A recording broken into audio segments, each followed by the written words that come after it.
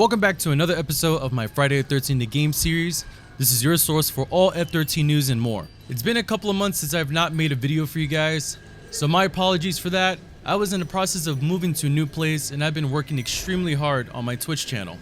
Now, first things first, I want to say thank you guys for supporting my channel, and I'm glad you guys are enjoying all of my F13 videos. And also a major shout outs to Gun Media for spreading the love on their Twitter with their community spotlight for my Twitch channel. Now in this video, we're going to cover everything we know so far from the game mechanics to the newest update. As most of you know, we have been able to have some fun in the F13 Digital Cabin. If you guys don't know about the Digital Cabin, here's a link for you guys to check out the Digital Cabin and the purpose behind it. For everyone else who has been playing the Digital Cabin or have seen it through the YouTube or Twitch, I decided to show off the Digital Cabin on my live stream channel. The viewers and I were having so much fun figuring out the clues to unlock the secret painting on the wall, as you see here. Some recent news coming from the official Friday the 13th The Game Twitter that we can expect another PAX panel, which is being held at PAX West on September 2nd. We are mostly going to see some new gameplay or more new details about the game and the beta. I will be attending PAX West, as you guys already know. I will be covering the panel, grabbing all the new info, and I will make a video about it. So make sure to watch out for the next video. Now, in my first Friday the 13th The Game video, I've covered some of the game mechanics and gave you guys a glimpse of what to expect from the game. You guys are about to get the full breakdown of everything we know so far, from the E3 footage to the new counselors that was just announced, such as the Flirty Girl. So, if you guys have seen most of my videos, you're up to speed, but there may be some stuff you guys do not know as of yet. And for the new folks that does not know anything about the game, here's your chance to find out what we know so far. Friday the 13th The Game is published by Gun Media and being developed by IllFonic. Gun Media is working closely with the horror legend Sean S. Cunningham, the director and owner of the F13 license, Tom Savini, who is a makeup artist and an actor. This guy is on board helping Gun Media on creating the best kills you can imagine. Harry Manfredini is the composer for F13 and is known for his famous Kane Hodder is a stuntman and the main event Jason killer for Friday the 13th The Game. He is known for being one of the best Jason actors in the F13 franchise. The game focuses on a 1v7 asymmetrical playstyle in a horror atmosphere. One player plays as Jason and the 7 players will play as the counselors. Your job as Jason is to kill every single counselor. The counselor's job is to survive the night. As counselors, you do not have to win as a team. If you escape on your own, you win.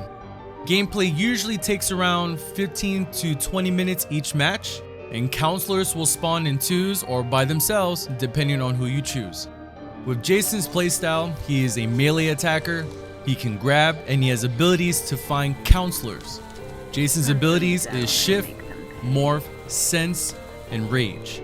Morph is a teleport ability that allows Jason to move around the map, giving him the opportunity to move in closer to the counselor's whereabouts. Shift is a short-range teleport that can give you the advantage to catch up to a counselor or sneak up behind to get a good kill. Now, there is a good reason why Jason has these abilities, and it makes sense when playing this type of game. You guys ever wonder how Jason always ends up catching up to a counselor when they are running from him? Usually Jason is slow and he does not run at full speed, but in the end he's always manages to catch up and kills them. We usually never see how he's able to catch up, but we do know is that Crystal Lake is his home field advantage. He knows his way around the camp, so think of his ability as his catch-up strategy. Try not to think of it as it's like a magician Jason and he can teleport from one place to another. Jason also spawns with one ability at the beginning of each match until he starts to build the other abilities by doing certain things such as killing and building fear on the counselors. As you see one of the execution kills being shown here, Jason has over 40 environmental kills. Now Jason has a passive that triggers some sort of a pulse when a counselor is making noise.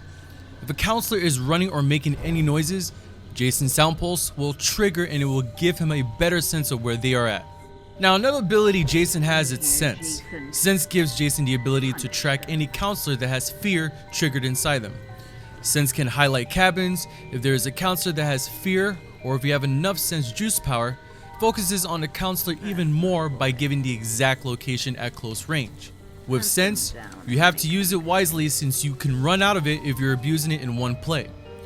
You would want to use it to highlight a cabin quickly, then let it build up even more so it can be more effective when you're chasing down a counselor. Jason's rage ability can break down certain walls, doors, and can use his hand to grab you through certain walls or simply bust right through. Jason is able to stab through almost any object such as doors, beds, or closets. If there isn't a counselor behind it though, Jason's weapon will get stuck. So it's a nice punishment allowing counselors to continue on their tasks or running away. Now let's move on to the counselors. At launch, we will see up to 10 different counselors. As a team, you can select the same counselors for each match. If you want a full team of the Jock, that is possible. Although that is not recommended due to the fact that you need a variety of counselors to execute tasks more effectively. Now the counselors we know so far is the Jock, the Edgy Guy, the Nerd Guy, the Girl Next Door, the Head Counselor, the Flirty Girl, the Athletic Girl, and the Preppy Guy. Jason's main objective is to build fear on the counselors. Once you're in fear mode, the counselors will start to express their fear by looking back, crying, or fumbling when running or screaming. There is no fear meter or a bar that shows how much fear is built up. Each counselor is able to fix or set up traps, run, and fight. However, some counselors are able to do better than others. As you play the game, you will unlock more counselors and different types of Jasons from different movies. Depending on who you're using, you can spawn in a cabin with another counselor or by yourself. Once you spawn, your task is to find weapons and parts for vehicles or parts for the phone. You will do a lot of running in this game. However, running will create sound that will trigger Jason's sound pulse, and that will give him the advantage. Stamina should be the last resort if you're being chased by Jason.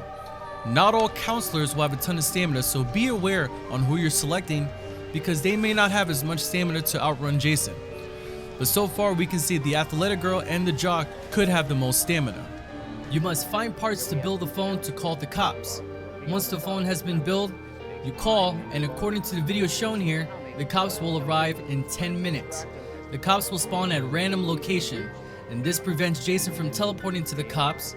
Also, Jason cannot kill the cops. Now with the vehicles, you need to find the parts to build the car. You will need to find the keys, and once you're in the car, the game is not over just yet. You're gonna have to reach your destination in order for you to win. If Jason catches you off guard while driving or you hit a tree, GG for Jason. The vehicle will have hitbox, so that means Jason was able to break the car or weaken it.